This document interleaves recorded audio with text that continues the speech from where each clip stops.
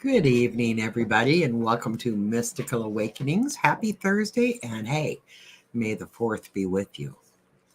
So we're right here on KGRA and loving it. We have a very awesome, amazing guest tonight. Yes, we do. And take it from here, baby. Well, he is a creator and director of an award-winning film documentary called Alien Abduction Answers. And folks, you're going to want to see this. It's amazing. It has Whitley Strieber in it and a lot of amazing people in it, plus, of course, John. I'm very thankful that he came out with this, not only for the benefit of everyone, but for people like us or experiencers. And I really admire his courage and bravery for doing this. He has nothing to gain to come out, telling his story, but it is an amazing story, and we'll get into it a little bit tonight. So without further ado, let's bring our guest on, John Yost, excuse me. How you doing? Hi, John. You can say, the host. Yeah, give me the host. No, I'm Yost, the host. So you can just say, "Hey, you," and I'll answer. Yeah. Yes, sir. Yes, sir. I'm here. Thank you. Yeah, thanks for being with us tonight. I appreciate it. It is a blessing to be with you and your audience. God bless you both. I'm so happy to be here. Thank you. Thank you for We your have time. so looked forward to it. Believe me, since seeing the documentary, I told you a little bit before the show, but it's very emotional, especially for an experiencer. So, there's a lot of truth, a lot of answers, and it's anyone that hasn't seen it, I really, really highly recommend, you have to see it. You just have to see it. It does a good job too explaining how the military feels about this subject, how the government feels about the subject. It does a good job explaining the CE1 through CE5s, close encounters. So you really touch on a lot of things, but it also, like she said, very, very heartfelt, very emotional. Because, let's face it, there's millions of people out there who have had these experiences. Yeah. And you took it the extra mile and you made the film of it because it affected you that much. Yeah. But I'd like to go back, and can we start? You were 7 years old when this first happened, right? Yes, sir. Well, actually, I found out it had happened prior to that. Okay. But the event that occurred and that's illustrated in the film is one when I'm 7 years old. Yes, sir. I'm sorry. Do you have a specific question? No. I was just saying it's interesting because what you saw as a child, Ultraman. I used to watch that. I loved it. I did. I still love it when it comes out. Yeah. So, why do you think you saw it? It was something they were projecting to you that you felt comfortable looking at? That's a really good question. Thanks. I'll tell you this. I struggle with the idea of, are these images that people see because they see, people who are experiencers, they have all kinds of visions. In fact, we examined a couple of them in the film with some of the people. Well, one guy, Jan, had seen this popcorn man, and Arthur had seen, this being of light that he represented as his grandfather. Mm-hmm. So what are we seeing? Are these screen memories that protect us, that, you know, these are traumatic experiences as children. And so this is what this acts as, is like a mental blister, if you will, to protect you? Or is this something that's projected into our minds to allow us to interact? And I have to tell you, I believe that there's room in the discussion for both of these. I think in some cases they are screen memories. In some cases they are this type of oil on the wheel, grease on the wheel. And let me say this, you know, around the world, we're talking about our Earth. Okay, there are a lot of cultures, a lot of different looking people, different colors, different religions. Okay, and we all communicate in different languages. We have different cultural idioms and this sort of thing. Think about this: some people wear black to a funeral. Some people wear white. Right? Some people, you could go to places on Earth that if you, I hate to be crass, but if you could belch very loudly after a meal, that's a compliment. Right. If you did that in my presence, I would think you were rude. Okay, now look, we're all humans and we're all from the same planet. So that difference exists here. Imagine something so alien, and I don't necessarily mean alien, I mean other. Okay, literally trying to communicate with us. So if you notice, a lot of communication that happens between humans and this other is telepathic or mind to mind. So watch this. Watch how clever this is. You know, I've heard, and I'm sure I'm going to misquote this, but like the Native Americans of Alaska, you know, what we call as Eskimos or that sort of thing, these good people have like 13 or 14 different words for snow because everyone has a different texture. Okay, well, if you just said snow to them, it wouldn't make any sense. Well, what do you mean? Okay, but I don't care where you are on the planet. I don't care what religion you are. I don't care what language you speak. Everybody knows what love feels like. Everybody knows what hate feels like. Everybody knows what fear feels like. Right. Everybody knows what protection feels like. So I believe that this is a much more pure sort of communication. It is spirit to spirit or consciousness to consciousness. And what happens is we as humans who really communicate, you know, verbally and visually, we get all kind of jumbled up signals. And so this is where that comes out. Yeah. And why we have these kind of screen memories, or why there needs to be grease on the wheels. Yeah, sometimes our own words get in the way of communication. Yes, sir. Because we don't know how to express things in the right words. So, yeah, Yes, definitely the way they do it it's a higher frequency type of communication. It's Sure. it's a better way to communicate for sure. I think so. Yeah. That was a beautiful way to put that Yeah. too. Oh, Anybody thank you. can get it. And that, you know, Yeah. that's Well, I'm not a very smart guy, so I use stories that help me. So I get that. I do the same thing. And I think you're a smart guy. thank you. I'm a smart aleck is what I am. I can't deny that. You know, getting back to your experience as a young boy, Yes, sir. Yes, sir. you know, a lot of that didn't seem like it was, you know, very pleasant. I mean, No, the no. point that you fell down the stairs. I thank God you weren't hurt more than you yeah. were. Yeah. What was that all about? And if you guys see the film, your listeners, you'll see what he's talking about. He's going to explain this, but now his first couple experiences were not pleasant. No. I had been awakened in the middle of the night. I was 7 years old. It was August of 1974. I was living in Pennsylvania, and it was very humid, and all the windows were open. My parents were not very wealthy, and so we didn't have air conditioning. And I awoke in the middle of the night, like 2 or 3 o'clock in the morning, something like that, to this undulating hum, kind of a drone, like a that sort of thing. Yeah. And I was angry. I was a little kid. I was tired. Leave me alone. This sort of thing, you know. So I go to the bathroom and I get a glass of water and whatever.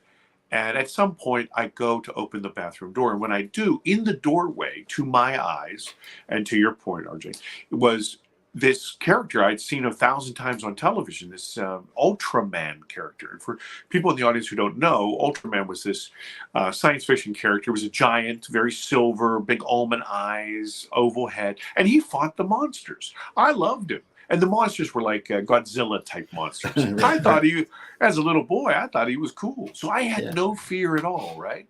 So we got very, very close. I mean, nose to nose. And then something happened which changed the entire situation for me. I felt, the way I've described it before is this. If you've ever stood on a beach and the water has rolled up over your ankles, and as it goes back out, it starts to pull the sand out from underneath your feet, and you feel like you're falling backwards. Right. That's the way it felt. And I become terrified as a little boy. And literally, I flail my arms like Drowning Man would. You know, I wasn't aggressive. I was just, you know, crazy afraid. Right. And I literally laid hands on this character. When I do, there's this huge flash of light and all of these brilliant lights. I felt like I was moving. I couldn't tell. And I saw blue and green and magenta and yellow and all this other stuff speeding, like a speeding train or like a carousel that was out of control. And when I kind of come to my senses, I'm still in the middle of this fight for my life, but something very strange has happened. I have been like interpolated with this character. His back, I say him, I don't know, it was a him, but this character's back was now, his back was in the bathroom and my back was in the hallway. Right. I was really confused about that, but I'm in the middle of this thing and I haul back to hit this guy. And as I do, him raises his hand and he touches me on the left shoulder. And when he does, I get this wave, poof, hits me right in the chest and the shoulder, and it literally knocks me down. Now behind me, I was on the second floor. Behind me was a set of hardwood stairs. And I fell ugly. I mean, up and over and banging off walls, and I am screaming like a crazy person. Wow. I land in a heap on the bottom, and I mean, like a banshee, I'm screaming. My parents have a first floor bedroom. They come around the corner, you know, disturbed. I've awakened them. They heard all this crazy noise. My father's saying, "What the hell's going on?" And I'm screaming, "Ultraman is upstairs." My father, of course, hears, you know, intruder, right? He bounds up the stairs. He was a big guy, slamming doors. And my mom is looking at her son laying in this heap, you know, trying to console me. Well, after some time, my dad comes to the top of the stairs and he looks really ticked off because I've awakened him. He's upset and there's nothing, you know, there's nothing there. Right. So they do what parents do. They take me up and they show me in the closet, see there's nothing there. They look under the bed, see there's nothing there. And so they finally calm me down. My mom kisses me on the forehead. And I don't know, you know, the flush of all of that adrenaline in my system just wiped me out. And I fell into a coma. And for some of your younger audience members, they won't understand this. But the next day, remember, this is early 70s. The next day, I did what every kid does in the summer. I grabbed the waffle and ran outside and played all day, right? Right. And so, I mean, today you can't get a kid off a couch, right? Right. Exactly. Okay. But I'm outside and I felt like I had been beaten up by a bully, but I wasn't focused on it. And remember, I'm 7. So my memory is like this long. And I'm playing and my mom calls me in for dinner. And she says, "Look, you are disgusting." Remember, I told you it was very humid, right? So she said, "You're going to get a bath before dinner." And I'm a little boy. I don't want to take a bath. Right. And she's fighting with me to get my shirt off. And she sees all these scratches and bruises all over my body. And then she sees my left shoulder. And she says, "Oh, my God, what happened here?" And I said, "Mom, I told you, Ultraman." And she looked really sad. At this point, she says, "So it'll be okay. It'll be okay." Right. So a couple of days later, my dad is taking me to the doctor's, and we pull into the the parking lot of the doctor's office, the physician's office, and he says, "Now listen, we get in there. I don't want to hear anything about this Ultraman guy. You shut your mouth about that. You keep that to yourself." And I loved my dad. I wasn't afraid of my dad. I just adored him. I would have kissed the ground he walked on. I said, "Sure, Right. Dad, no problem." But once again, I'm a little kid. So I don't have any idea of why this is important or why this is not important, right? So we go in and the doctor's checking me, and this is a couple of days later. So the bruises are starting to heal, and they're yellow now. But he gets to my left shoulder and he says, "Whoa, sport, what's this?" And I start to blurt out, "Oh, well, there was this," and my dad is in the corner and he's giving me the eye. And once again, for your younger audience members, back in the 70s, you didn't mouth off to your father, right? Your dad gave you the eye. You knew what the hell that meant, right? Right. So I went, I said, I got hurt. I fell, monkey bars or something. And so, as soon as he manipulated it, asked me if it hurt, try to see if there's liquid in it, this sort of thing. And then finally gave me a lollipop and I was on my way, right? I'm in the car going home with my dad. And as we pull into the driveway of my parents' home, he says, he changes the timbre of his voice at this point now. He lowers it. And he says, now listen, I'm going to tell you something.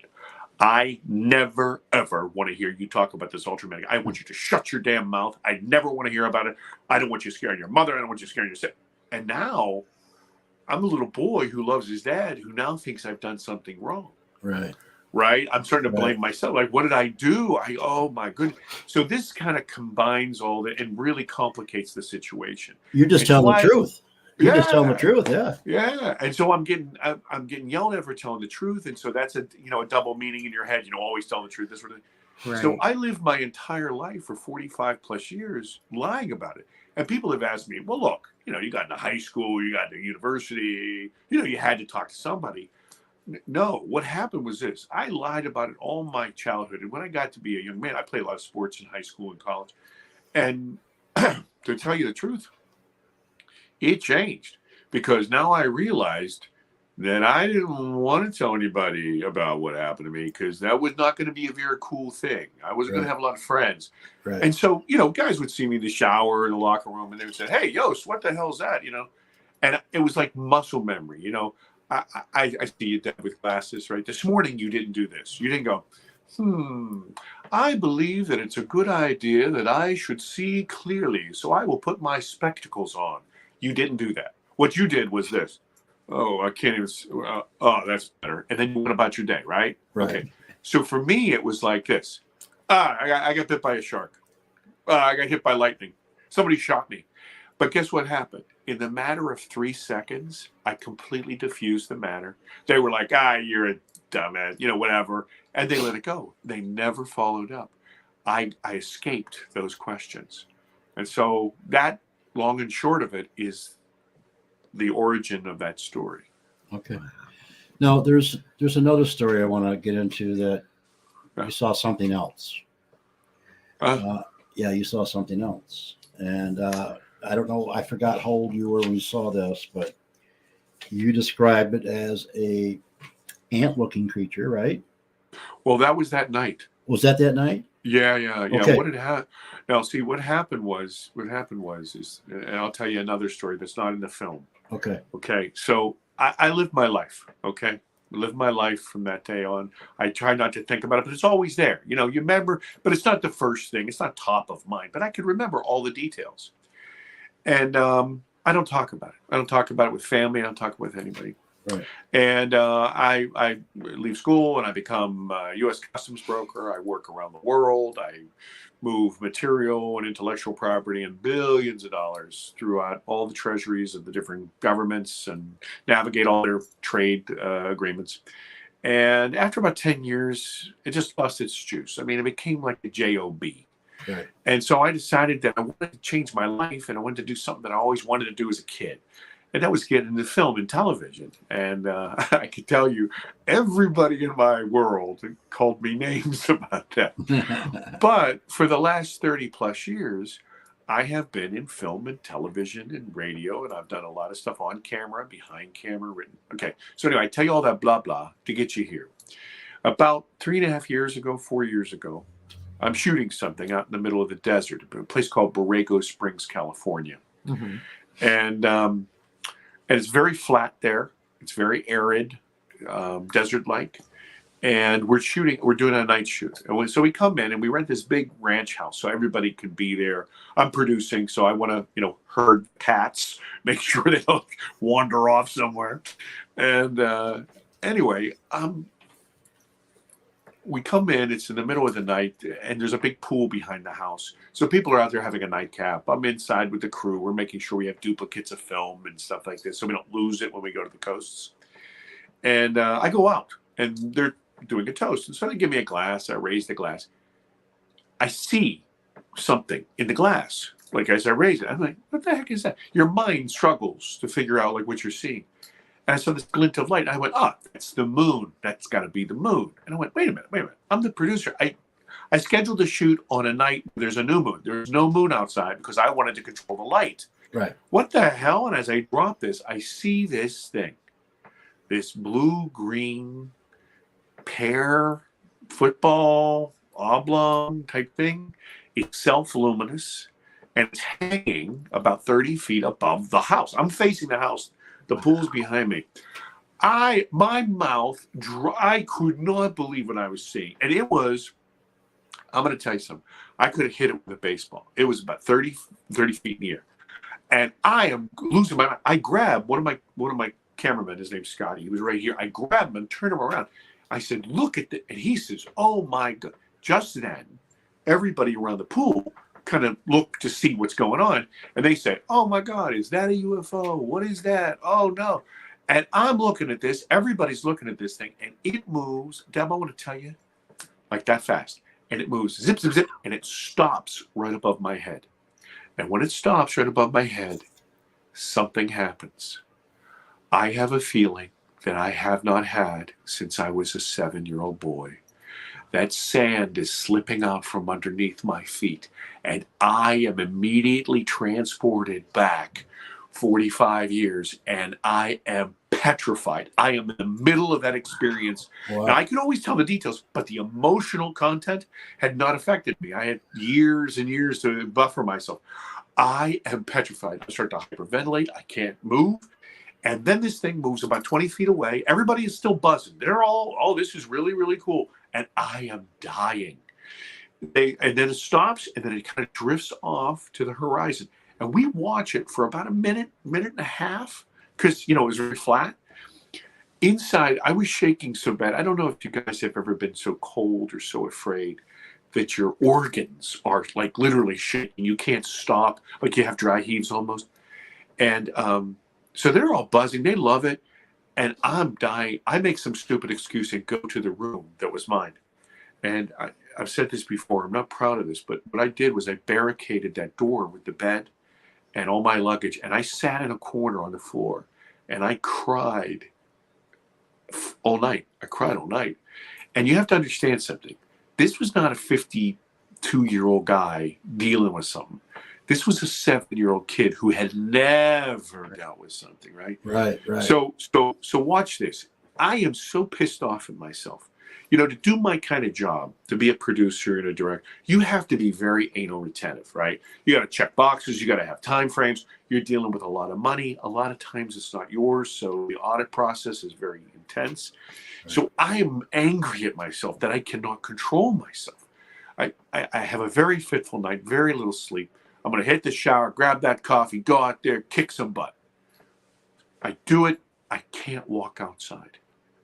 I have inexplicably now a terror of big sky.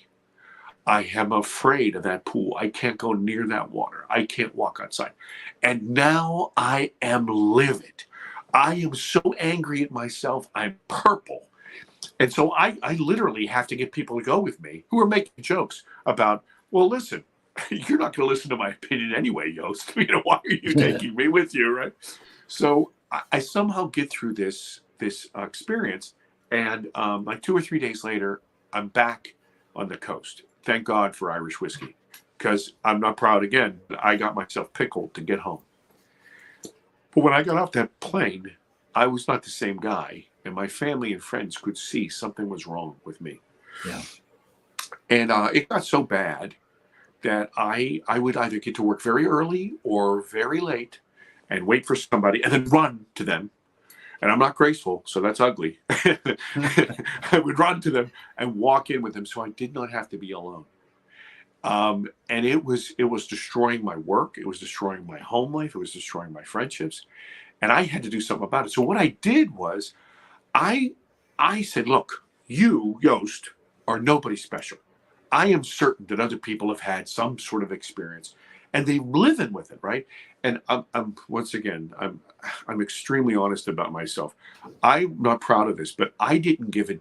I'm just telling you, I didn't give a damn at the beginning what other people's experiences were. I didn't care. Right. What I cared about was, how the hell do you go grocery shopping with this in your life?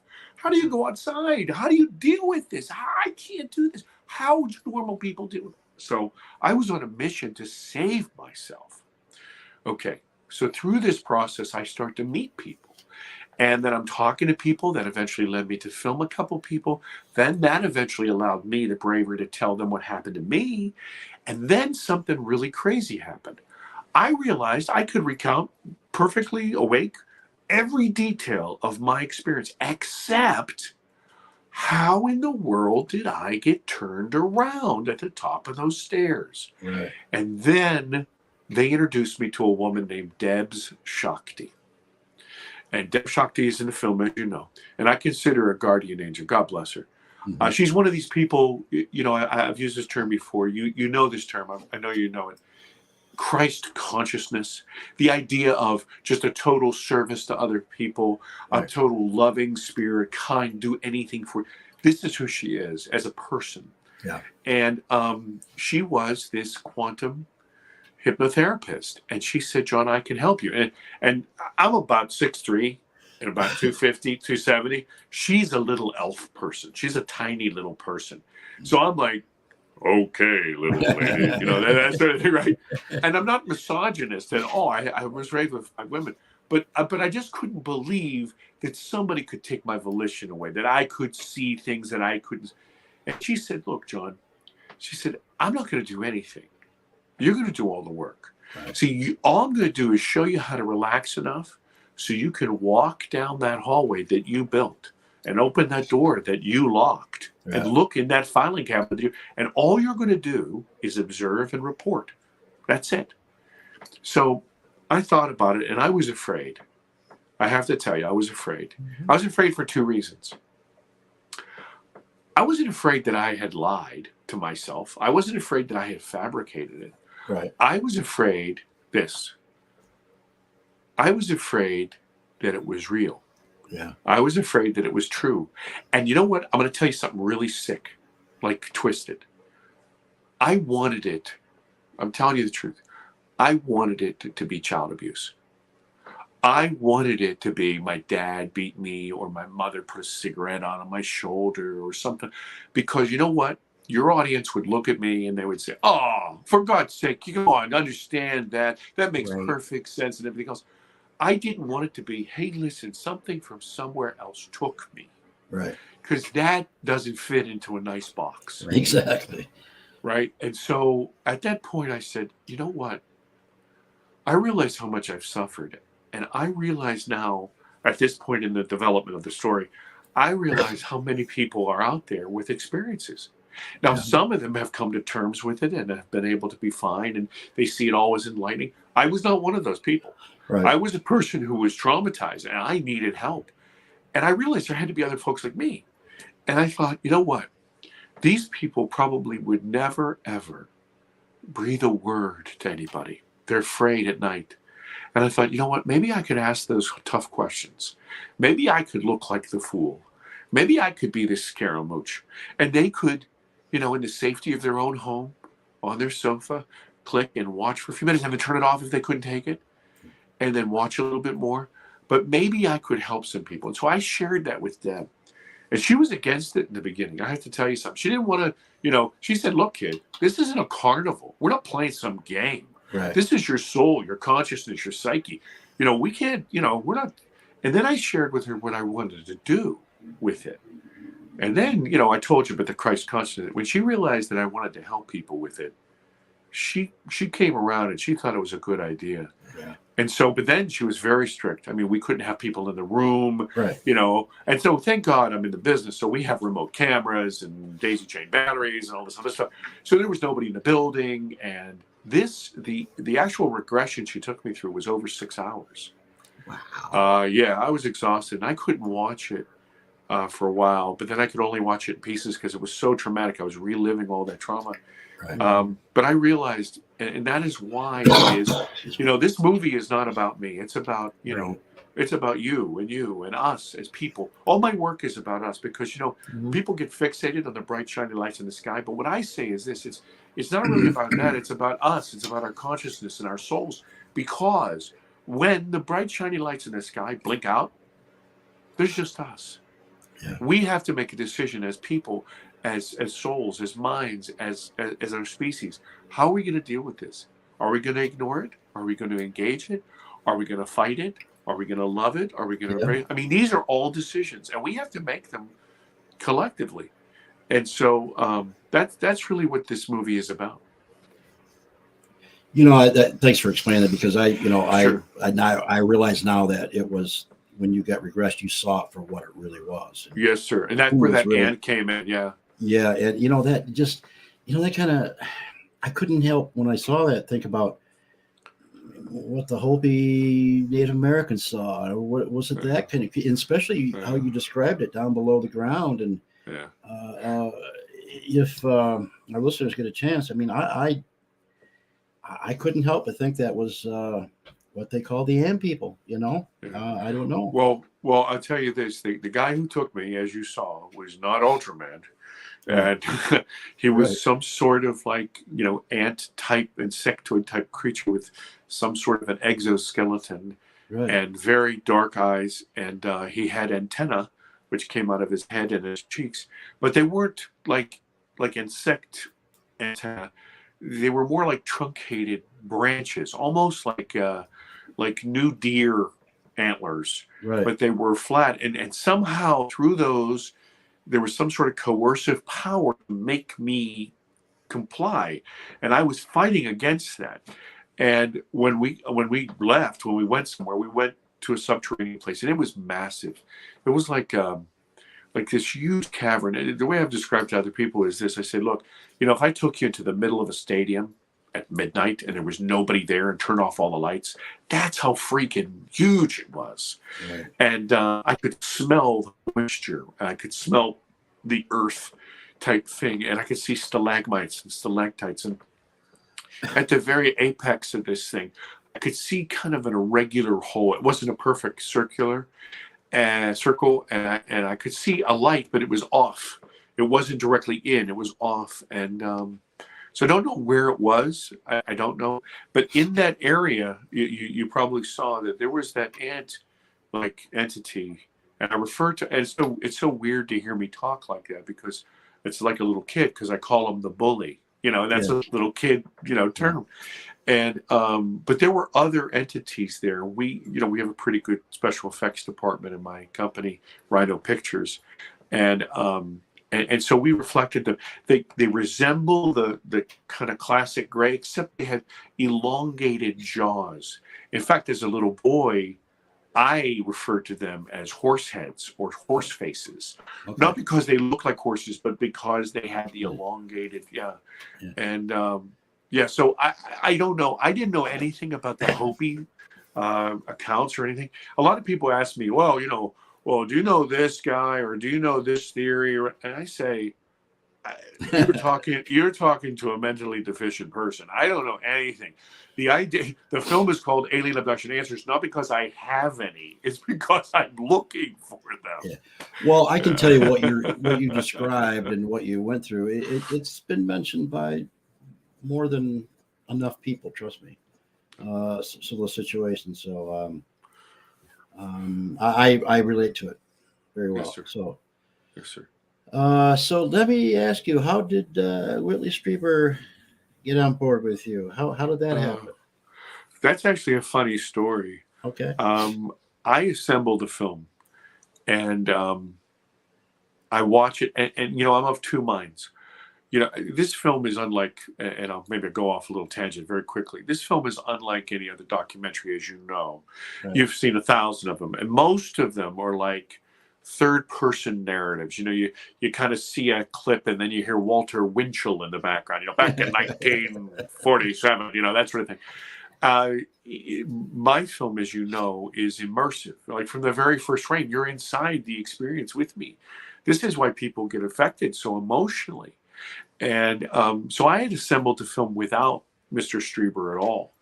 And I didn't know him. I don't know anything. Anyway, I looked at it and I'm of two minds. I'm of the emotional mind that's living this experience, but I'm also a filmmaker. You know, those other documentaries I was kind of teasing about are usually made by really, really smart people, a lot smarter than me.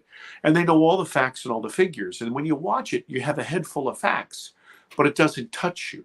Right. You know, my film is an immersive film where it speaks to your heart and to your mind, but it's your heart, your spirit, you're experiencing it as a human being, as a consciousness. And so, and because I'm a filmmaker, I make TV shows and commercials and stuff. So I speak to you where you are. And so I'm watching this as not only an experiencer, but as a director and producer. And I went, this is lopsided. It's too emotional. It's too in your face. It'll pull you here and pull you here. There's no break for the audience to kind of digest the information. And I realized I need kind of a balancing counterpoint. And I scratched my head, and then I did a little research. And I said, look, there is nobody in the world who's talked more about alien abduction than Whitley Strieber. And I thought, my God, I wish I could get a hold of him. I don't know him. And so through many conversations, and then Deb really helped me out. She knew some people who knew some people who knew some people. And so here's the funny story. So I finally get a hold of Mr. Strieber. And he was tough on me. You know, he pushed me up against the wall verbally and really, you know, asked me some hard questions. And remember, I've dealt with some of the biggest, you know, movie stars and TV stars in the world. I'm used to everybody being kind of nice. I've dealt with divas, but this wasn't like that. This guy was, you know, he was hard-nosed and straight to the point. And I was really taken back. I thought, what did I get into? Right? So anyway, and now I know. I mean, you know, this is 3 years ago. What he was trying to do was trying to make sure I wasn't a kook. You know, during this time, I've met a lot of really earnest and wonderful people who are desperately trying to find answers, who are normal folks, who are just something extraordinary has happened to them. I have also met mermaid people who want to make me the mermaid king, and I've had their mermaid babies. I've met those good folks, and God bless them all. But so he wanted to make sure I wasn't a mermaid person. Right. I think, and I said, or it could be goat person or whatever you want to say. So so we get through it, and so what I do is I say, listen, Mr. Strieber, what I want to do is I want to send you all the questions up front. If you find anything objectionable, take a red pen, write it through. Okay. So then what I did was I went and literally purchased every book he had ever written, all of his fiction and all of his abduction and all of his spiritual and all of his wisdom. And I read every single book.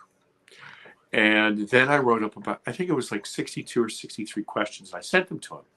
And he got back to me, and there was a different tone in his voice. And he said, you know, John, there's some pretty, you know, deep and insightful questions. People haven't asked me these types of questions. And he said, I have no objection to any of them. So I thought, that's to your credit. You know, wow, that's really nice. So I go out to the West Coast to interview him, and I want to meet him the day before. So we kind of build a little bit of a rapport, you know, before we're on camera. Mm-hmm. And he is funny and jovial, and he makes fun of me. I was laughing my head off. I couldn't believe this charming, witty, loquacious fella, and he was wise and just fun. So here we go. We're going to do the interview, and I have a big crew. And he's looking around. I mean, there are a lot of moving pieces. It's just, you know, most of those other documentaries are made by, you know, two guys named Larry and a camera, right? I got a team. They're all professionals. Right. This sort of thing. We got makeup people, the whole bit. And so he's looking around, and he says, oh, this is, you know, the real deal. And I lean down. There's an actual picture of me with him on set. I'm leaning down to him, and I say, Mr. Strieber, I just want to tell you that I'm going to make you look perfect. It's perfect setting, perfect lights, perfect everything. I want to just share. And he looks at me very intently, and he grabs my arm. He grabs my arm here, and he says, John, I don't give a damn how I look. I just want to tell the truth. And I thought, wow, what kind, man, who am I dealing with here? Pretty genuine. The integrity, that just came off this guy. I said, you know, when I grow up, I want to be you. Yeah. You know, and so we went, and I'll tell you, the interview took a long time. It was a big part of the day. So what I did was, first of all, I sent him all the footage. I said, look, sir, I want you to scan through it. If there's anything that I've said off color or you don't want in there, you know, slash it. And I'll to his credit, he said everything is approved. Then what I did was I did another step. I said, sir, I'm going to take pieces of you and put you into the film, but I want you to see that I'm not editing you to, you know, further my narrative, that I didn't cut words. I want you to have complete thoughts and you to approve the message that's going on. So then he watched the film and he said, John, completely approved. I respect this guy so much.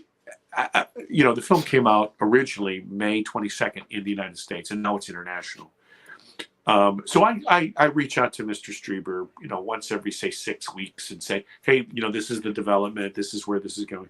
And I always call him Mr. Strieber because I just can't bring myself to call him Willie. We're very friends. I wouldn't say we're friends because that would be presumptive on my part.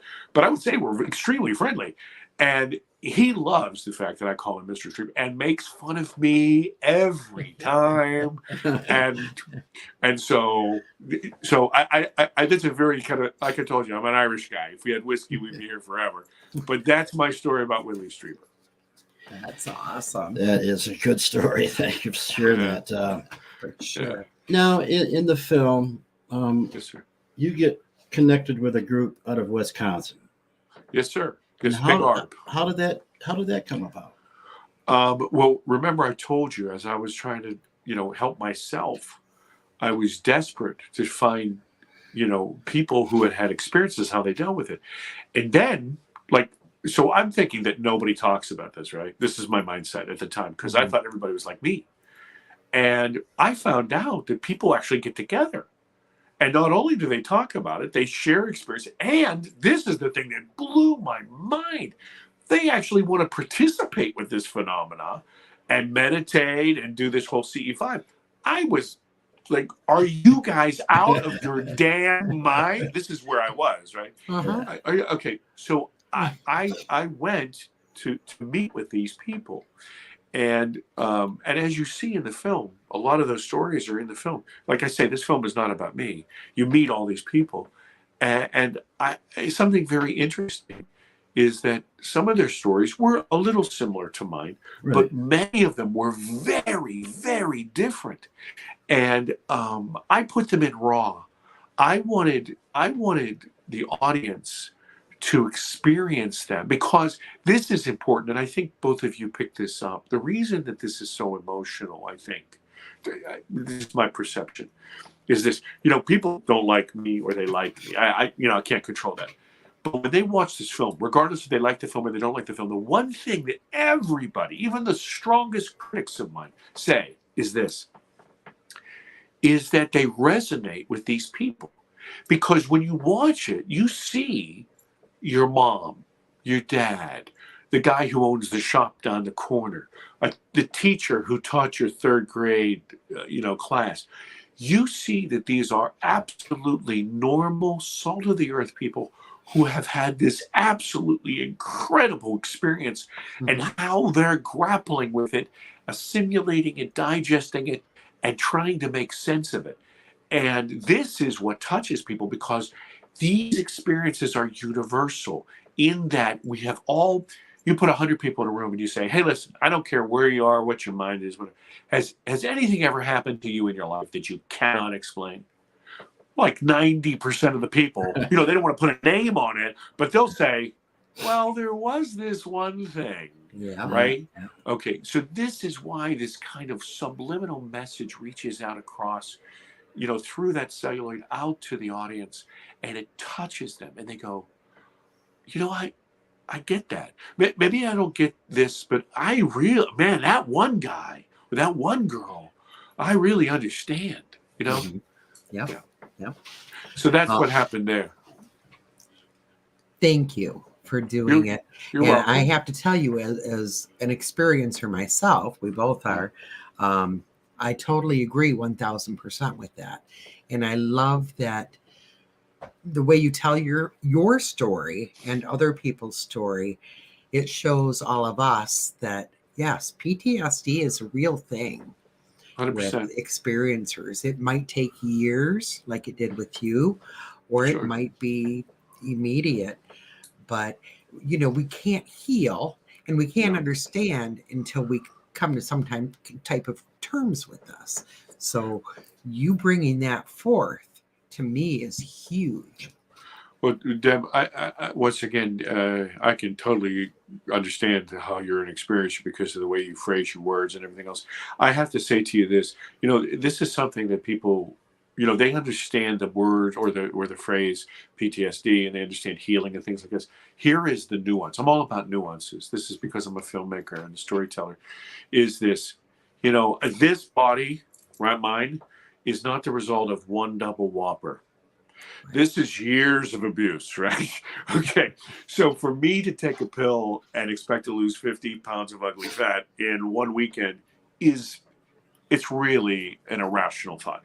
So the things that we're going through, we have been going through these experiences for a lifetime. Mhm. It takes a lifetime to process them and to continually understand and continually develop and continually realize and more things, because sometimes some things you can't understand until you understand something else. The way I relate it to people is I said, look, you wouldn't give a third grader the works of Shakespeare. That would be ridiculous. You would give them, okay, we're going to say A, B, C. Then we would start to write A, B, C. And then we would start to say, okay, A is for apple. And we would go through that process. And it would take words and phrases and then sentences and then paragraphs. It would take this. And guess what? That does not happen in a weekend. It happens over a lifetime.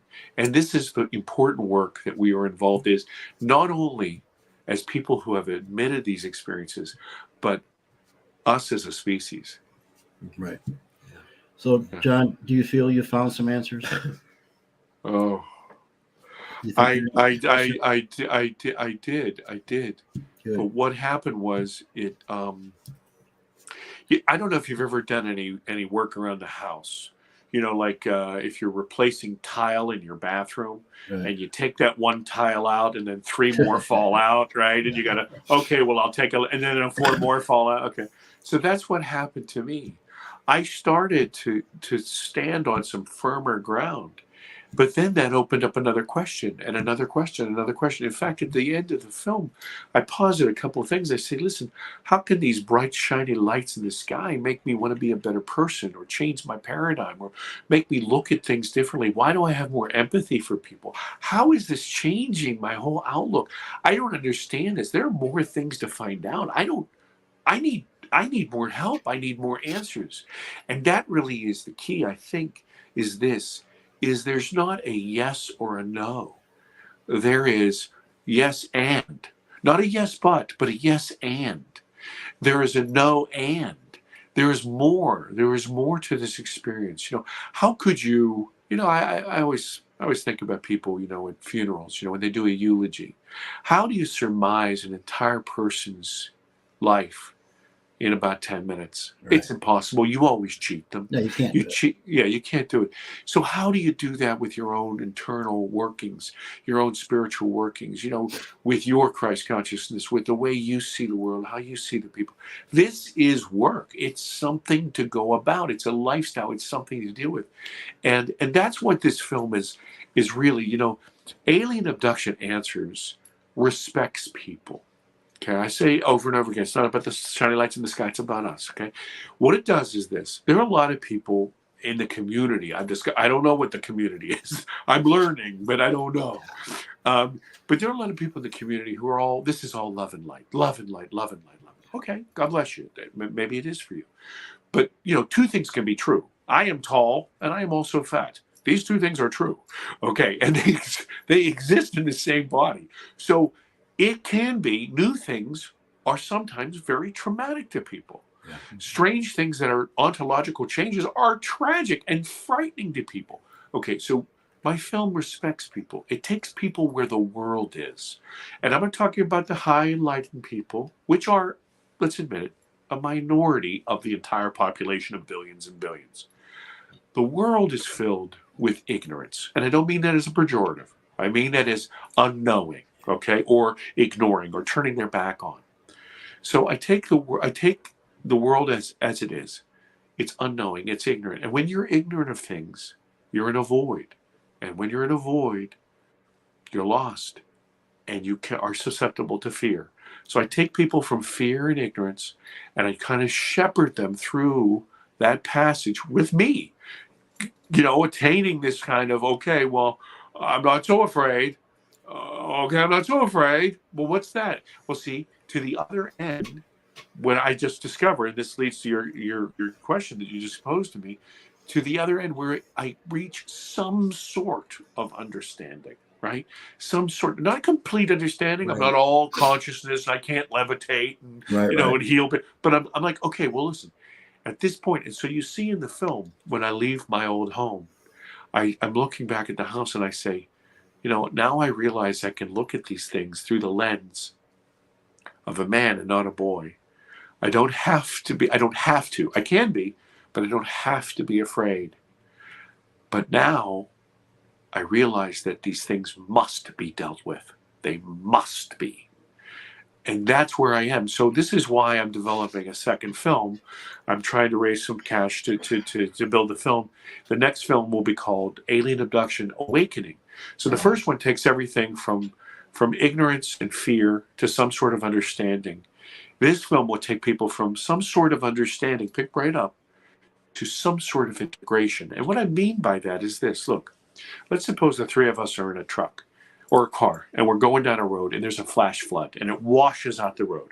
Okay, that's a pretty frightening thing, because we could die. We've seen people die on the news who get caught in flash floods, get washed over or drowned. Okay. Well, if that happens all of a sudden, we're petrified. We're ignorant of what's happening, and we're petrified. Okay. But if we know that there's a flash flood, Deb may say, hey, listen, you know what? I got a canoe. We can get across this. Or Adrian, you can say, hey, listen, I'm going to put this up high, my truck up high, and we can ford this, no problem. Or I can say, hey, listen, I got GPS, and we can go up around the hill. But do you see what happened? We had the information. We didn't have to be a deer in the headlights. We didn't have to be petrified. We had the information. We communicated with ourselves and each other, and then we could integrate the information, and we could make decisions. Think about this. This is a common example. Somebody walks into a room and sees a shadow up against the wall. Huh, oh my God, somebody's in my house. You turn on the light, you see it's one of your big parkas hanging on a hook, and you go, oh my God, I was scared. Okay, well look, now you're no longer afraid. You can make decisions. So watch this. You can say, it's very valid to say, I'm never going in that room again. It probably wouldn't be very effective, but think about it. That's a decision you could make. Or you could say, hey, listen, I'm not going to be a dummy. I'm going to hang that up in the closet so this never happens again. Or you could say, hey, listen, now I know the information, and I'm not going to jump because I understand what that is. Right. But see, you integrated the information. That's why I keep saying, I keep pounding. Right. My film is about us. It's about us. And we truly appreciate it. It's a wonderful film. If you we can't wait for the next one. Can't wait for the next one. Thank and you. Unfortunately, we're running out of time. But thanks for being on tonight. Thank you. Beautiful. Yeah. Thank you. And we would love to get you to Michigan. I know everybody would love you. I love Michigan. So we will stay in contact if you're good with that. And we definitely have to have you on again, John. There's way more to talk about. We need to talk about Ann Arbor. So yeah. Well, thanks again. I appreciate it. Really do. For tonight, thank you both. Thank you. Yes, bless you, bless you. And people get a hold of John. Donate for the new show. We can't wait for that. In the meantime, keep your eyes to the skies and your hearts filled with love. And we will see you next week. Good night, everybody. Good night.